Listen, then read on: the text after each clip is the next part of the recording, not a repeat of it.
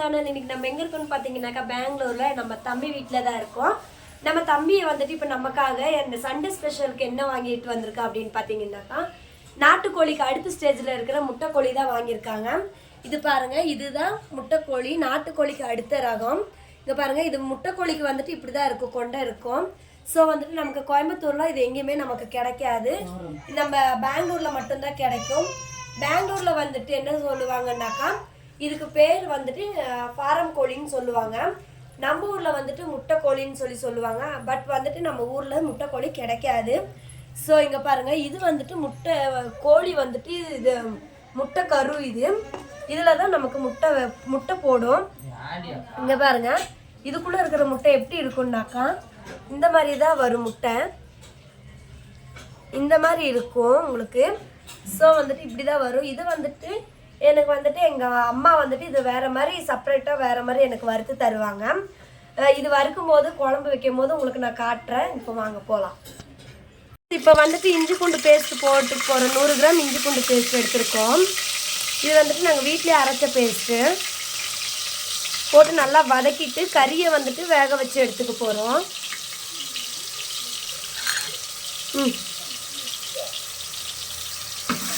நல்லா அது பச்சை வாசம் போகிற வரலும் வதக்கி விட்டுருங்க இஞ்சி பூண்டு பேஸ்ட்டு.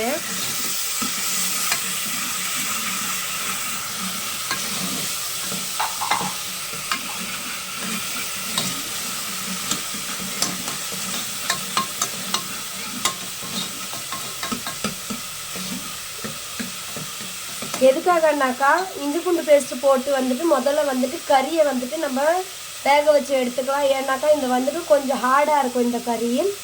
ஸோ அதனால் உங்களுக்கு வந்துட்டு இஞ்சி பூண்டு பேஸ்ட்டு போட்டு வதக்கிட்டு உப்பு மஞ்சள் எல்லாம் போட்டு நல்லா கலந்து விட்டுட்டு விசில் விட்டுருங்க. இது வந்துட்டு நாட்டுக்கோழியை விட ரொம்ப ஸ்ட்ராங்காக இருக்கும் இது.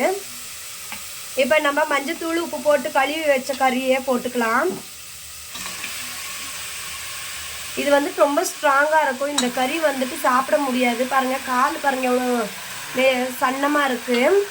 ஸோ வந்துட்டு இது வந்துட்டு முட்டை வச்ச உடனே இது பண்ணுற கோழி. இது நல்லா வதக்கி விட்டுருங்க. உப்பு மஞ்சள் போடுங்க, கொஞ்சம் போட்டு நல்லா வதக்கினதுக்கப்புறம் 1 டம்ளர் தண்ணி ஊற்றி நல்லா வேக வச்சு எடுத்துருங்க.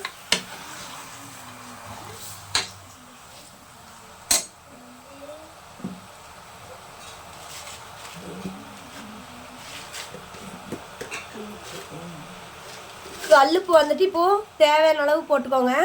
சிக்கனுக்கு தேவையான அளவு போட்டுக்கோங்க. ஏன்னா அப்போ தான் அந்த கறியில் வந்துட்டு உப்பு போட்டு நீங்கள் வேக வைக்கும்போது தான் நல்லா அந்த டேஸ்ட் வந்து உங்களுக்கு கொடுக்கும். சிக்கன் வந்துட்டு நல்லா வேகும். மஞ்சத்தூள் போட்டுக்கோங்க 1 ஸ்பூனு.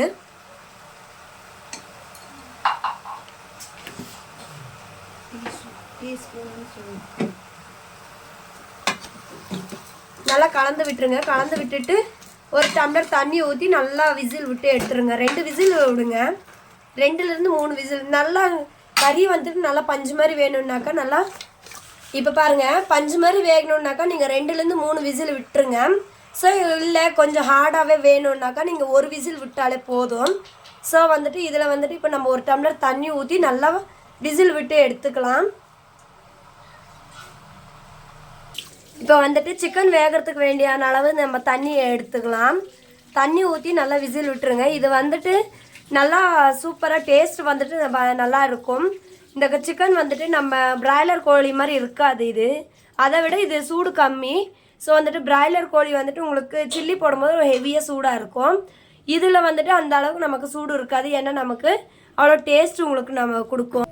இது வந்துட்டு நம்ம நாட்டுக்கோழியை விட டேஸ்ட்டாக இருக்கும். நாட்டுக்கோழி எந்த மாதிரி இருக்குமோ அதே மாதிரி தான் இருக்கும். ஆனால் சிக்கன் வந்துட்டு இது ஸ்ட்ராங்காக நல்லாயிருக்கும், டேஸ்ட்டாக இருக்கும். ஸோ இது இப்போ வந்துட்டு 3 விசில் வரட்டும். வந்ததுக்கப்புறம் உங்களுக்கு நான் காட்டுறேன் இது எப்படி இருக்குன்னு சொல்லிட்டு. கைஸ், இப்போ இந்த மசால் வந்துட்டு வெங்காயமும் தக்காளி வரமிளகா எல்லாம் போட்டு எண்ணெயில் வணக்கிட்டு தேங்காய் அப்புறமா இதெல்லாம் வணக்கி எடுத்துட்டு கடைசியில் வணங்கினதுக்கப்புறம் மல்லித்தூளை போட்டு எடுத்துட்டு நம்ம அரைச்சி இப்போ ஊற்ற போகிறோம். இதுதான் நம்ம குழம்புக்கு டேஸ்ட் கொடுக்கக்கூடியது.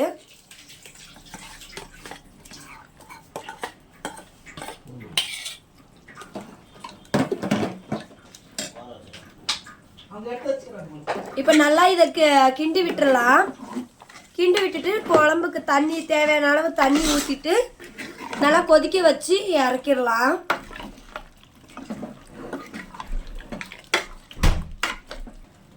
இங்கே பாருங்க, இப்போ நல்லா தேவையான அளவு தண்ணி ஊற்றியாச்சு. நல்லா பாருங்க, இப்போ தேவையான அளவு தண்ணி ஊற்றி உப்பு போட்டு நல்லா கொதிக்க வச்சு எடுத்துட்டு இப்போ நம்ம இது சாப்பிட்லாம். இது நல்லா கொதிக்கட்டும். இந்த அளவுக்கு தண்ணியாக இருக்கட்டும் குழம்பு.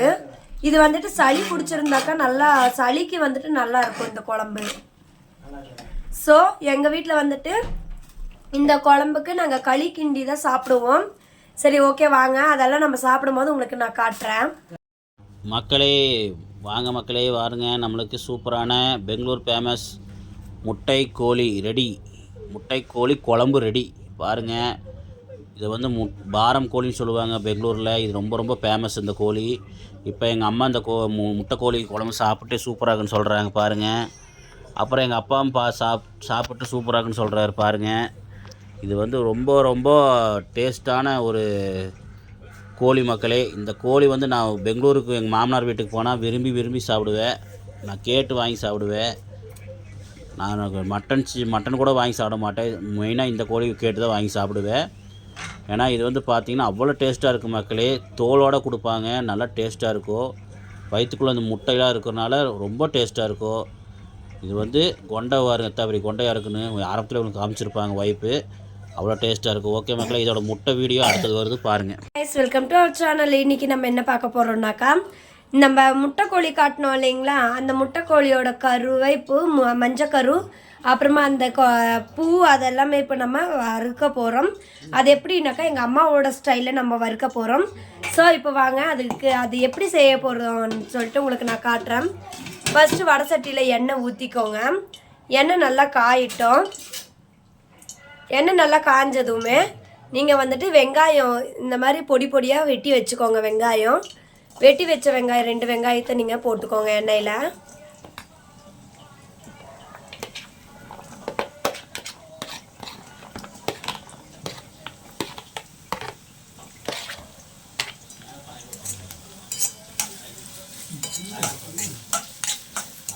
வெங்காயம் வதங்கினதுக்கப்புறம் நம்ம இஞ்சி பூண்டு பேஸ்ட் எடுத்து வச்சுருக்கோம், அதை போட்டுக்கலாம்.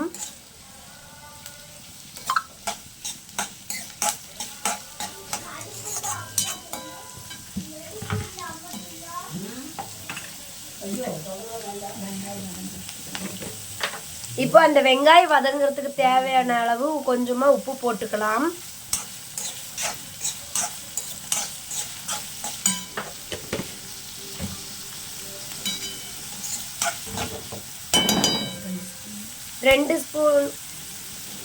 ரெண்டு ஸ்பூன் வந்துட்டு இஞ்சி பூண்டு பேஸ்ட் நம்ம போட்டுக்கலாம்.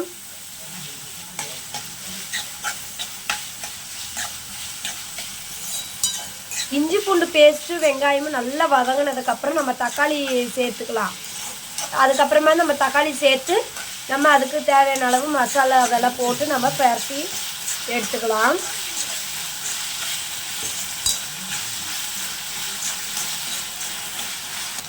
இப்போ வெங்காயம் நல்லா வதங்கிருச்சு, வெங்காயமும் இஞ்சி பூண்டு பேஸ்ட்டு.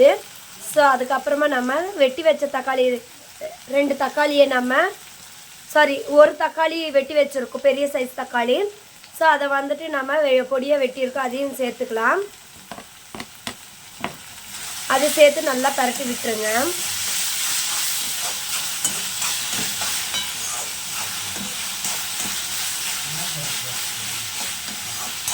நல்லா வதங்கட்டும். இப்போ நம்ம தக்காளி வதங்கினதுக்கப்புறம் சிக்கன் மசாலா வந்துட்டு 1 ஸ்பூன் போட போகிறோம், 1 டேபிள் ஸ்பூன். அதுக்கப்புறம் வந்துட்டு கரம் மசாலா அதே மாதிரி 1 டேபிள் ஸ்பூன் போட்டுக்கணும். 1 டீஸ்பூன் போட்டுக்கோங்க.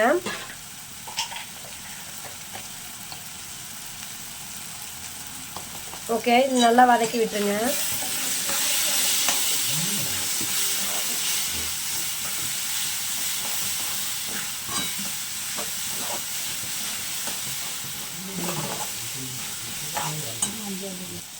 மஞ்சத்தூள் வந்துட்டு 1 டீஸ்பூன் போட்டுக்கோங்க.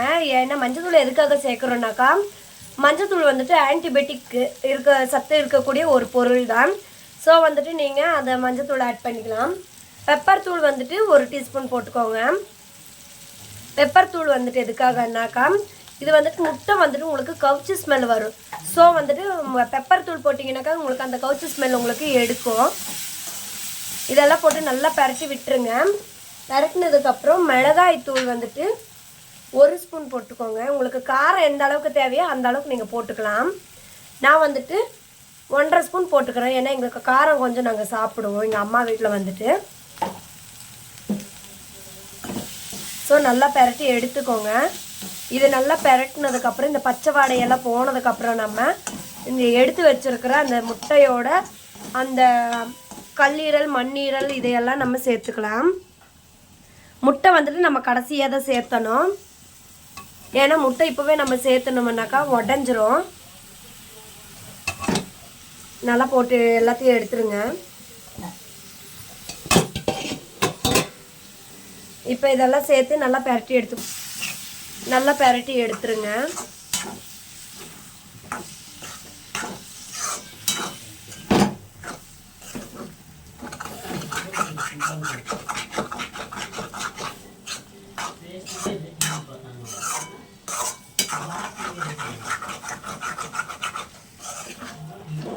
அவ்வளோதான். இது வேகிறதுக்கான அளவு நம்ம தண்ணியை ஊற்றிட்டு நம்ம உப்பு கொஞ்சம் போட்டுக்கலாம். இதில்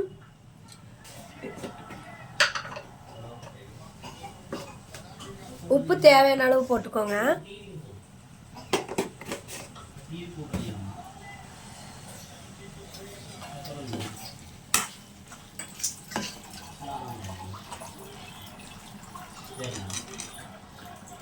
பாருங்க அந்த இதெல்லாம் நமக்கு வெந்து எப்படி வருதுன்னு.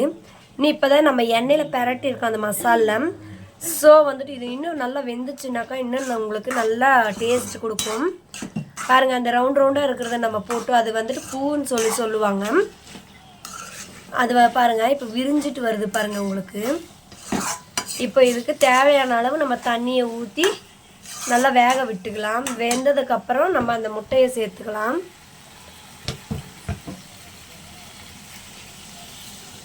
அவ்வளோதான். தண்ணி ஊற்றியாச்சு. இது நல்லா வேகட்டும். வெந்ததுக்கப்புறம் உங்களுக்கு நான் எப்படி இருக்குன்னு சொல்லிட்டு உங்களுக்கு நான் காட்டுறேன். இப்போ இது வந்துட்டு நமக்கு வெந்து வந்துருச்சு. இப்போ இதில் நம்ம முட்டையை சேர்த்துக்கலாம்.